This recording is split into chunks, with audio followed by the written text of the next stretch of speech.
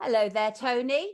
Hello, good morning. How are you? I'm very well, thank you, everybody. It's Dr. Tony Hinton, obviously consultant surgeon for 3 decades long, now retired from the NHS, but still working. And Tony, you are a mine of information. Let's start out with, why were you banned from Twitter for 7 days? What on earth happened? Well, there's the official Twitter story, and I think what might be the case. So this comes from a tweet back from the 18th of February, and yet the ban only started just about 8 days ago. I'm sort of 1 day out of the ban now, and I'm sort of tweeting again, but with a little bit more care and I suppose self-censorship, it has to be said. That's bad, isn't it? What was it? What was the offensive tweet? Well, it was actually an original tweet done by Robert Kennedy Jr. Yeah. So I think the nephew of the assassinated president, and he's very active, particularly on children's vaccinations. In other words, saying that he thinks it's not necessary and the risks of the vaccination, certainly for children, outweigh any possible benefits. And he was talking about 2 cases in the United States, 2 14-year-old boys who died within about 4 days of a vaccination. And 3 independent pathologists had been involved in the autopsies on those children. And they all came to the conclusion that there was no other cause for those children's deaths than the vaccine. And that was accepted. And Robert Kennedy's post was not labelled as misleading. And I just retweeted that with a couple of comments. And the comments, I think, were fairly innocuous. One was to just say, how often does something have to happen before it's no longer considered rare? Right. And the other comment was that actually, I don't know about the United States, but certainly in the UK, any deaths within 2 weeks of vaccination are still counted as an unvaccinated death, because you're not counted as vaccinated until 14 days after your vaccine dose. Right. And the tweet wasn't labelled as misleading. Nothing happened. The tweet was left there and it got quite a lot of retweets and likes. And then the day before my ban, I was also looking into this. I don't know whether you've heard this business about, there's a guy called Andrew Hill, who is a therapeutics professor in Liverpool. Sure. And he was doing a big study for the World Health Organization. I interviewed Tess last Friday. There you go. Right. Yes. So you'll have that story. So, and it gets even more interesting, because Andrew Hill was very positive about ivermectin initially. He was just waiting for a few more studies to come out. Those studies seem to support the use of ivermectin. And yet in his paper that was produced, the conclusions were, no, it shouldn't be used. Yeah. And as you know, people like Tess Lowry have asked him why he changed his mind and have got no clear answers apart from other people were advising him.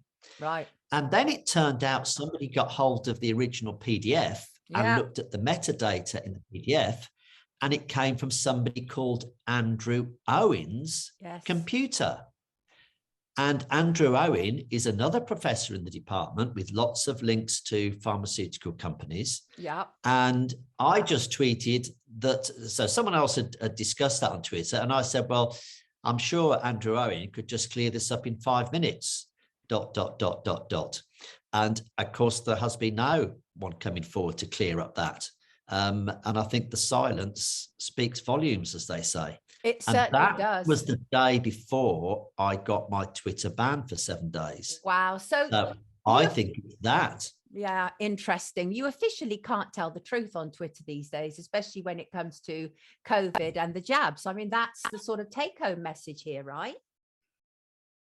Well, I have to say, I think probably a lot of people would be sensible to assume that something on Twitter that's labelled as misleading should remember that in the Twitter dictionary, misleading usually equals getting very close to the truth. Indeed, indeed. Now, talking about getting very close to the truth, let's talk about Pfizer, the FDA, and the recent dump.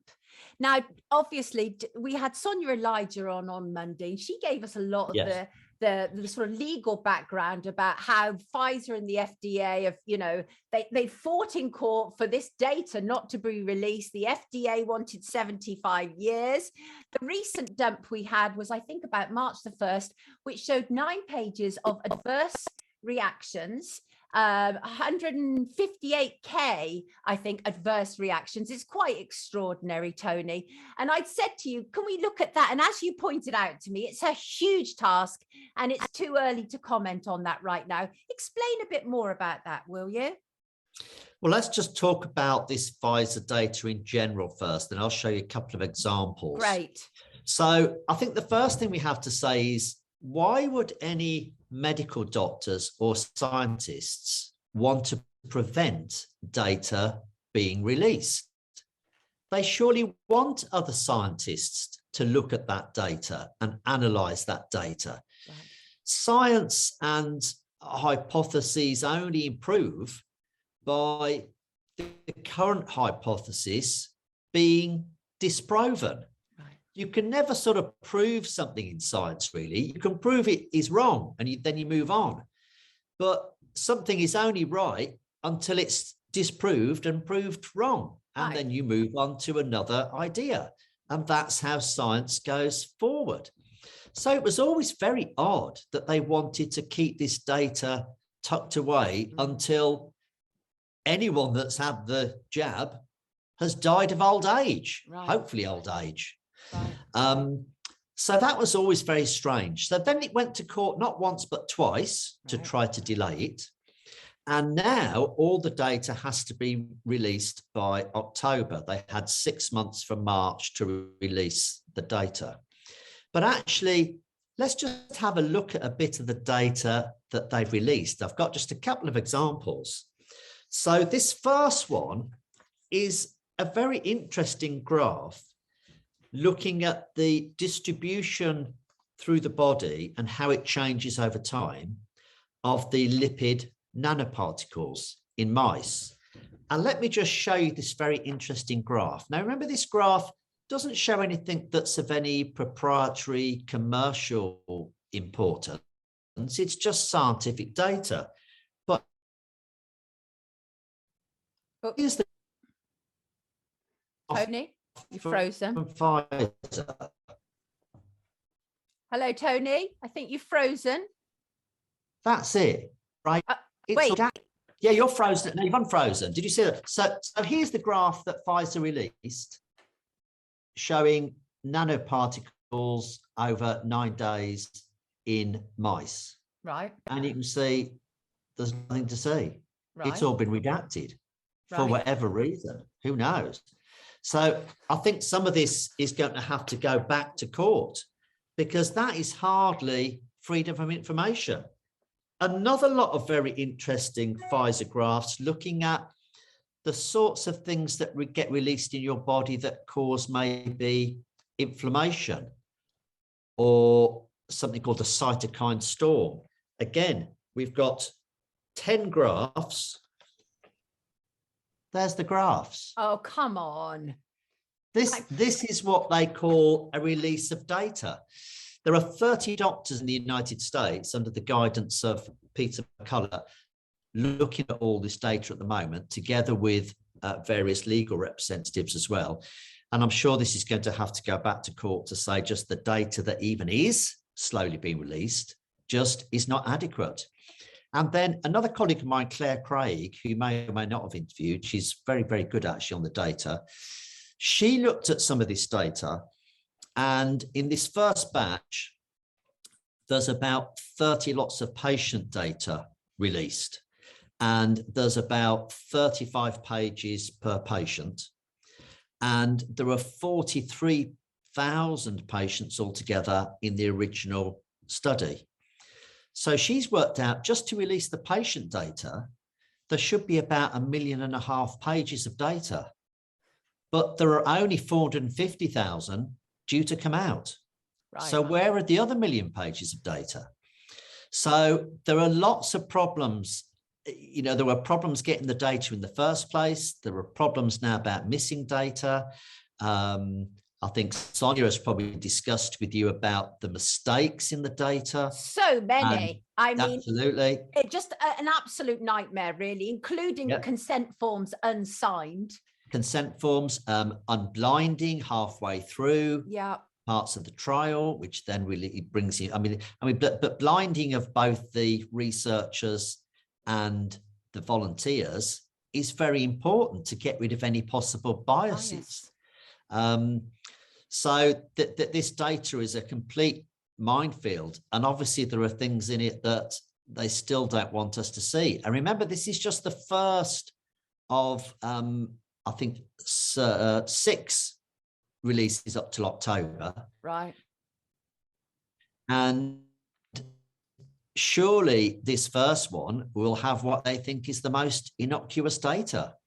And yet there are still things being hidden in this data that's coming out now. So it doesn't give confidence, shall we say? No. Is this, I mean, I don't know whether this is usual or unusual, but have you ever encountered a situation quite like this, such resistance to release data, and then applying for it to be 75 years, and then so seriously redacted it hardly makes any sense anyway? So it's obviously a series of events, and it's clearly designed for us not to have the information. I mean, what other conclusion could I reach?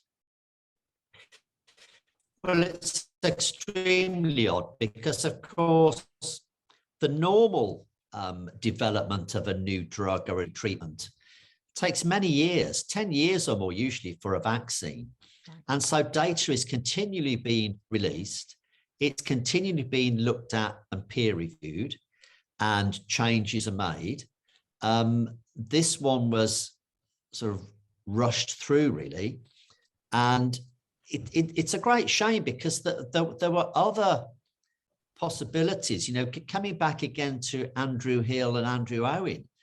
There were pre-existing drugs that lots of people said would be good candidates for reducing symptoms and reducing deaths in these COVID cases, particularly in the more vulnerable population groups.